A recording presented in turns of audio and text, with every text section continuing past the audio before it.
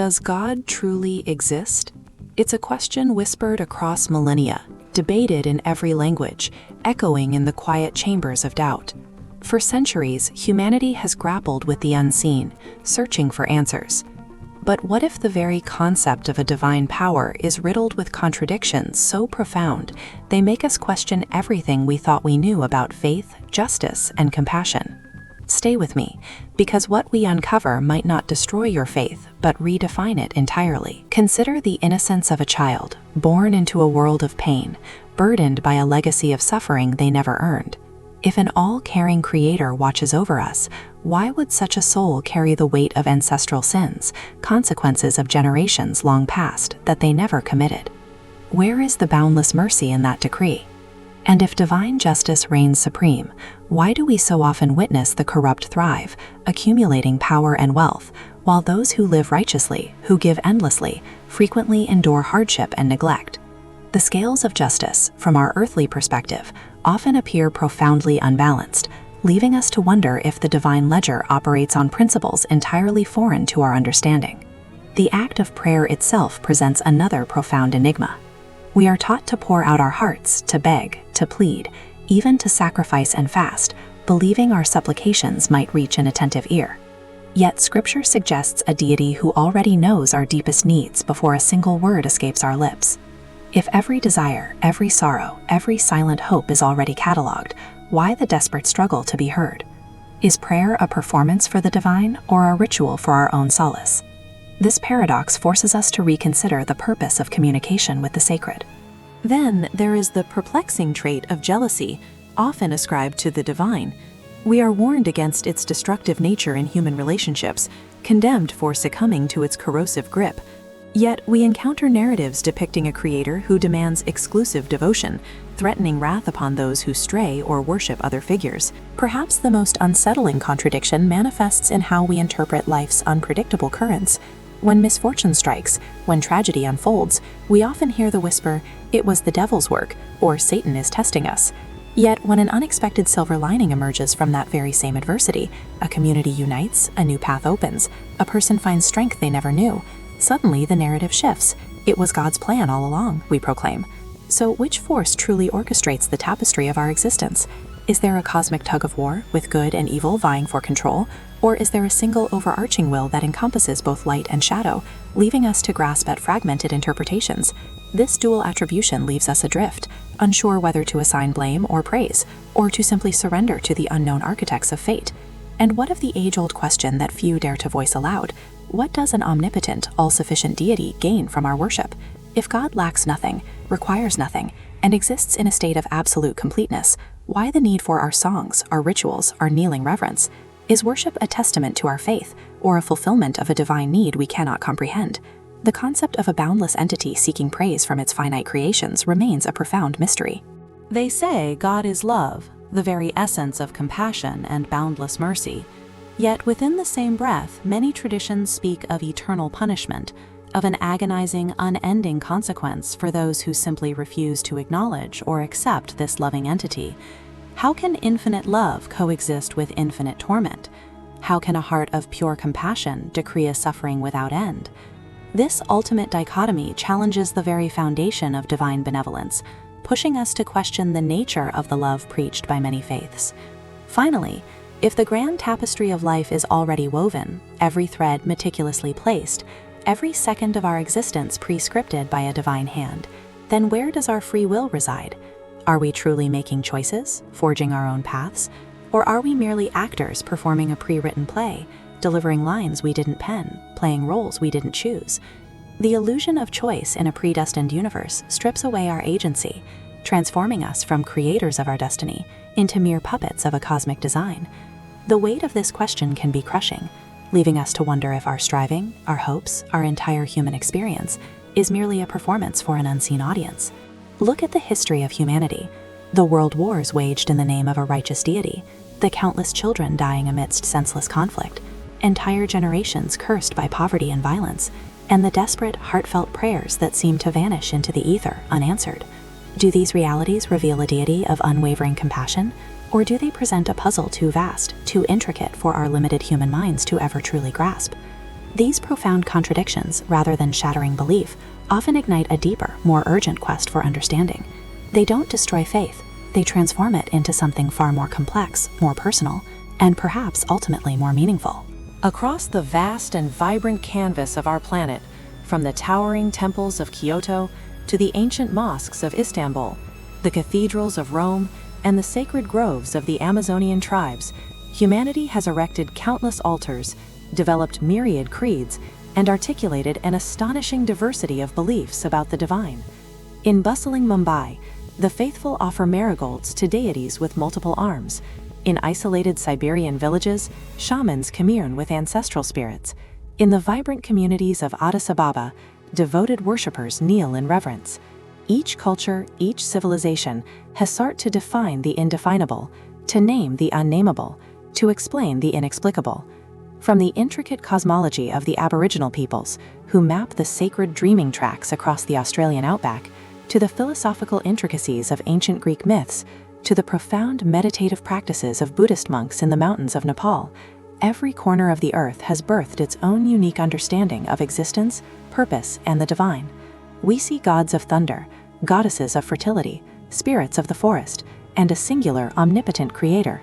Each tradition offers a framework, a story, a set of rituals designed to connect individuals to something larger than themselves, to provide comfort, meaning, and a moral compass in a chaotic world. Yet, despite this kaleidoscope of spiritual interpretations, despite the fierce loyalty to distinct doctrines, and the passionate debates over theological minutiae, one truth unites every single person, regardless of their faith or lack thereof. From the powerful emperors who once ruled vast empires, to the humble villagers tilling the soil in the Mekong Delta, to the tech moguls shaping our digital future, and the lone hermit meditating in the Sahara Desert, every single one of us shares the same ultimate destination. We will all, in the end, die. The grand cosmic dance concludes for each individual with the same final curtain call. The vibrant tapestry of life, with all its joys and sorrows, its triumphs and failures, its certainties and its doubts, eventually fades for every soul. This universal truth of mortality cuts through all distinctions. It levels the playing field, making irrelevant the arguments over which scripture is most sacred, which prophet spoke the truest words, or which ritual offers the clearest path to salvation. When faced with the stark reality of our finite existence, the intricate details of sectarian dogma often recede, revealing a more fundamental, shared human condition. This shared fate beckons us to look beyond the specifics of our individual beliefs and to find common ground in what truly matters in the brief span we are granted.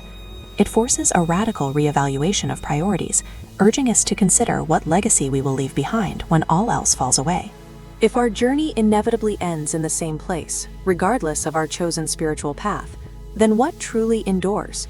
What truly leaves a mark beyond the fleeting span of a single life? It's not the arguments won, the riches accumulated, or the temporary triumphs over others. It is the simple, profound act of doing good. The positive ripple effect created by acts of kindness, compassion, and genuine care for fellow beings. These actions, unlike our physical forms, unlike our temporary possessions, echo across time, influencing lives long after we are gone. Consider the farmer, deep in the Amazon, who chooses to protect a patch of ancient rainforest, understanding its vital role in the ecosystem, rather than selling it for quick profit. His act ensures clean air and water for future generations, nurtures unique species like the vibrant macaw and the elusive jaguar, and preserves a natural heritage for children he will never meet. His good deed, rooted in stewardship, lives on. Or imagine a skilled craftsman in a bustling Moroccan souk, who instead of exploiting his apprentices, teaches them with patience and generosity, empowering them to build their own futures. His knowledge, his integrity, and his kindness become the foundation of their success, multiplying his goodness exponentially. These are the legacies that truly last. Bad things, acts of selfishness, greed, or malice, often create immediate pain and disruption, but their impact, though initially powerful, tends to be localized and eventually dissipates. History is littered with tyrants and oppressors whose empires crumbled, whose names became bywords for evil, and whose negative influences ultimately waned. The memory of their harm often serves as a cautionary tale, but it is the resilience of the human spirit, the rebuilding and the continued striving for justice that truly endures and triumphs. The darkness may cast a long shadow, but the light, however faint at first, eventually pierces through and reclaims the space. So if our time is limited, if our shared mortality is the ultimate equalizer, then our purpose must surely lie in enriching this existence for all. This means helping humanity, not just in grand gestures, but in the everyday choices we make. It means offering a hand to a stranger in distress on the streets of New York, supporting a struggling family in a village outside Nairobi, volunteering at a local shelter in London, or donating to organizations working tirelessly for clean water in rural India. It means advocating for those without a voice, challenging injustice, and striving to create systems that foster equity and opportunity for everyone, everywhere. And our responsibility extends beyond our own species. We share this magnificent planet with countless other creatures, each with its own inherent value and role in the delicate web of life. Caring for animals, whether it's protecting endangered species like the majestic African elephant or the playful giant panda, advocating for the ethical treatment of livestock, or simply offering a loving home to a rescued stray dog or cat in your own city, reflects a profound respect for life itself. It acknowledges that we are not just stewards of humanity, but guardians of the entire natural world, from the tiniest bee pollinating flowers in a meadow to the largest whale traversing the ocean depths. Our compassion for them demonstrates our capacity for true empathy, an empathy that transcends species and connects us to the universal pulse of existence. When we prioritize these acts of genuine compassion and service, our actions become immortal.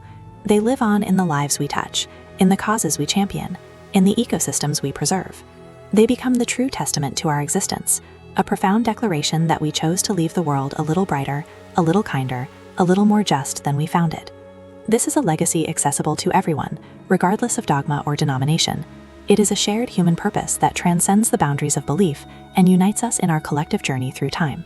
In light of these enduring paradoxes and the inescapable truth of our shared mortality, perhaps the true map of meaning isn't found in ancient texts or rigid doctrines, but in our own actions. Maybe the answers to "Does God exist?" and "What is divine justice?" aren't meant to be discovered in dogmatic pronouncements, but revealed through the choices we make every single day. If we cannot reconcile the suffering of the innocent with an all-loving creator, or the prosperity of the wicked with a just one, perhaps our focus should shift from understanding an abstract deity to embodying the very qualities we hope to find in the divine. This perspective reclaims our agency. It suggests that while grand cosmic blueprints might exist, our most profound impact comes from our immediate ethical responsibility. We might not control the grand narrative of the universe, but we absolutely control our chapter within it. We are not just passive recipients of fate, or actors in a predetermined play. We are active participants, capable of shaping our immediate environment and influencing the lives around us. The puzzle of God's nature might be less about an external, unreachable entity, and more about our own role in manifesting goodness, compassion, and justice here on Earth. What if the divine plan is, in part, for us to enact goodness? What if the free will we possess is meant to be exercised in service of others, transforming the world into a more humane and equitable place? This shifts the focus from passive worship to active participation. It challenges us to stop waiting for divine intervention and instead become the agents of positive change, the hands that heal, the voices that advocate, the minds that innovate for the betterment of all. The meaning isn't handed down, it's built brick by ethical brick through our collective efforts. So, does God exist? Perhaps the question isn't whether an entity resides in the heavens, but rather where the divine spark truly manifests.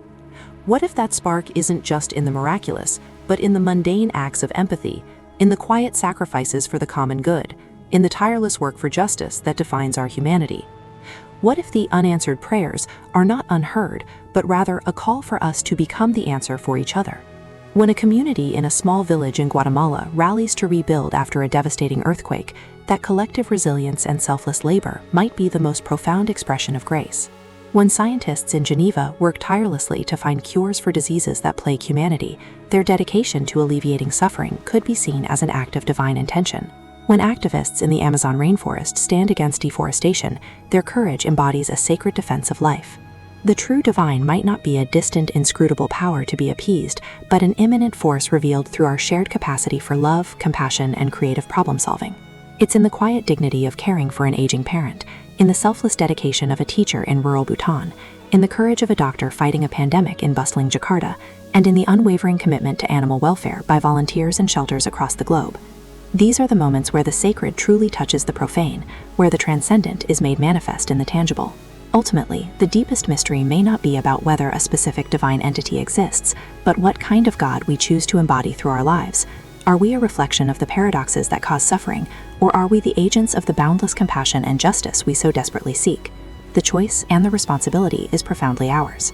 I invite you to ponder these ideas, not as a challenge to your personal faith, but as an expansion of it. Let these questions fuel your own spiritual journey, pushing you beyond simplistic answers into a deeper, more active engagement with the world. How will you embody goodness? What lasting impact will you create? The ultimate testament to your existence lies in the good you do, the lives you touch, and the legacy of compassion you leave behind. That, perhaps, is the truest, most undeniable echo of the divine.